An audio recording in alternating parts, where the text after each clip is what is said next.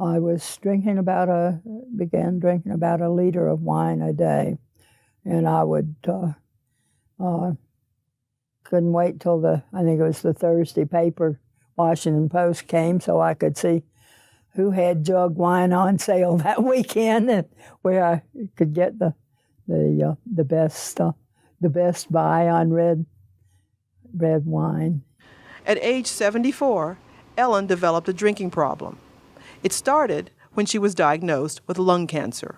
I realized I had a drinking problem after my diagnosis of cancer 5 years ago.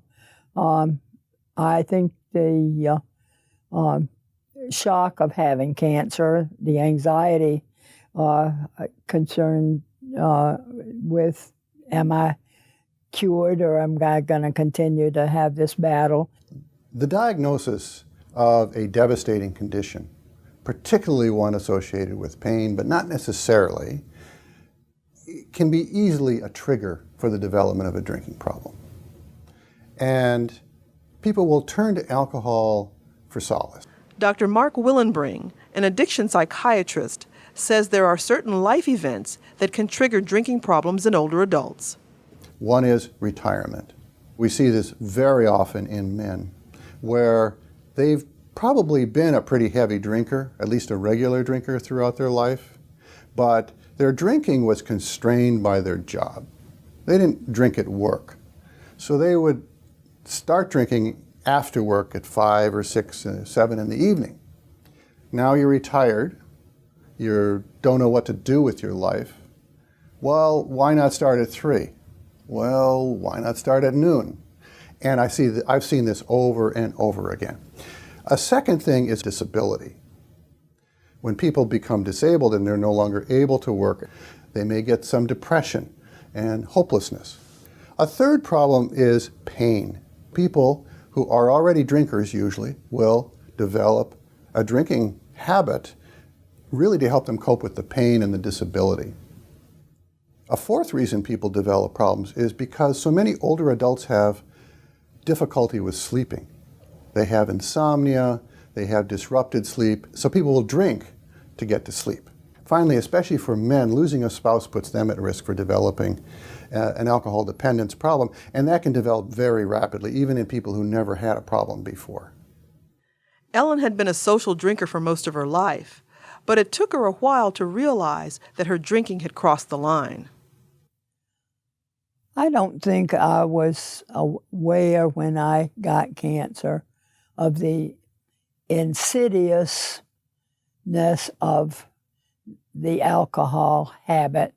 I always felt like I was in control of my behavior, and it was not until after the cancer that I and began to consume a lot of wine that I realized that I was losing control. The early warning signs that you're developing dependence or addiction on drinking are going over limits that you set repeatedly. So you say, well, tonight I'm only going to have one drink, and you end up having a bottle of wine. The second is a persistent desire to quit or cut down, a struggle, an internal struggle. I didn't think of myself as an addict until I tried to quit, and I realized how dependent I was on alcohol and how hard it was to do without it. Ellen eventually sought treatment for her alcohol addiction and is now in recovery. Her cancer is also in remission. To maintain her sobriety, she says she must remain vigilant. I do not feel cured. I'm subject to relapse, and I have to be very careful.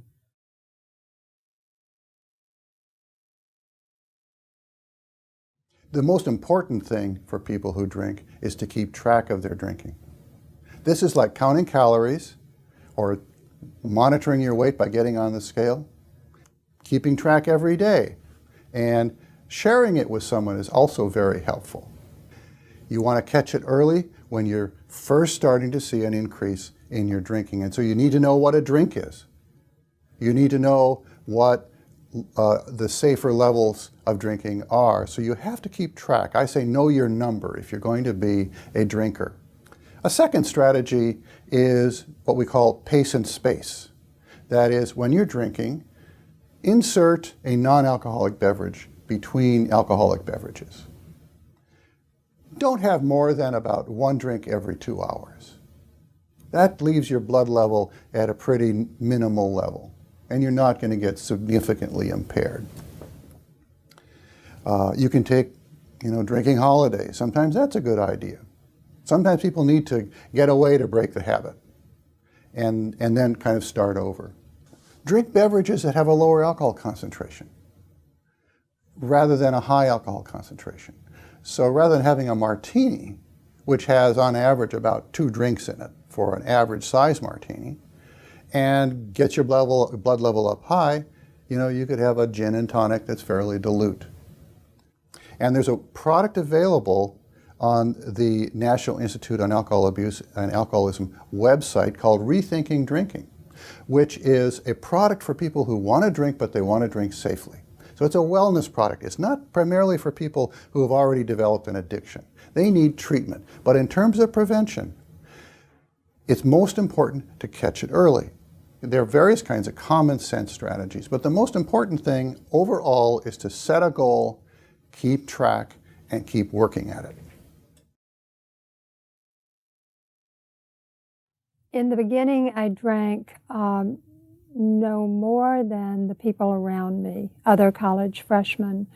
But one realization was almost immediately clear. It was more important to me. Anne, who is 63, fought a 15-year battle with alcohol that began in college. It had a devastating effect on her life. At the end of 15 years, I was drinking a liter of vodka a day. And by then had lost my first marriage, multiple jobs, the support of my family, and was about to lose the home where I lived.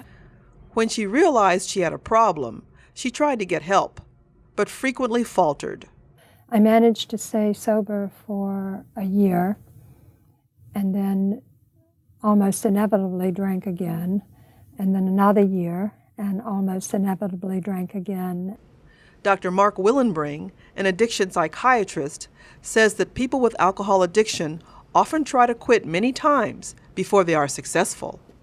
For people with the more severe form of alcohol dependence, where they really do have life disruption, where it's really taking over their lives, quitting is often a lengthy process, and it involves stops and starts. For me, it was a process, not an aha moment. Getting help for alcohol addiction is especially difficult if you don't think you have a problem.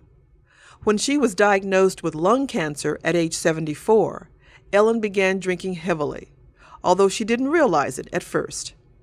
I don't think I really was aware that alcohol was a problem, primarily because I was still functioning pretty well with while consuming, as I say, about a liter a day. When she finally realized she had a problem, she enrolled in a rehab program, something many people seeking help for alcohol addiction turn to. Rehab primarily consists of group counseling and referral to Alcoholics Anonymous. And most rehab now is provided on an outpatient basis. So it consists of several meetings a week for perhaps 4 to 6 weeks, and then often followed by a weekly group for maybe 3 months.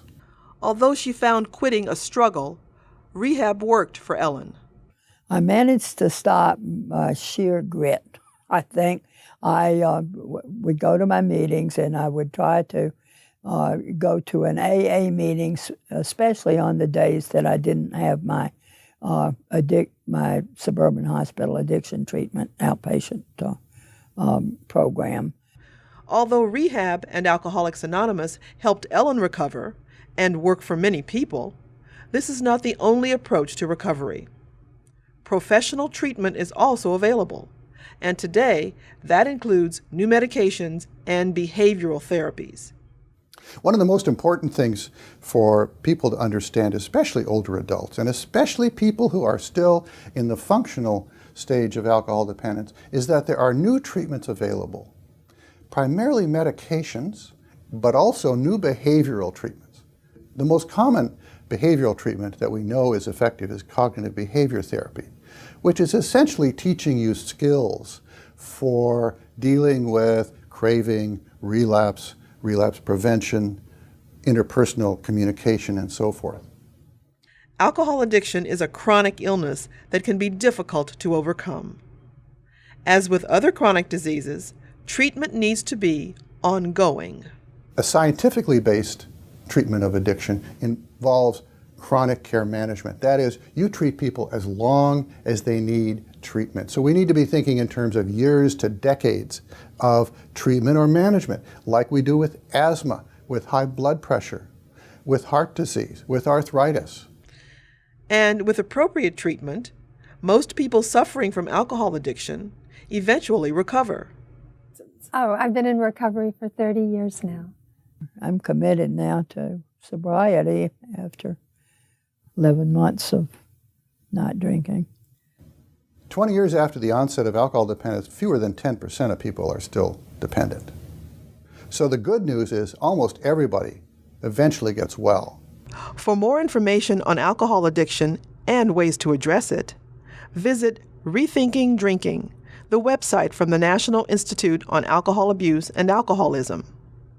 You can also order the easy-to-read booklet, Older Adults and Alcohol, You Can Get Help, from the website of the National Institute on Aging, or by calling 1-800-222-2225.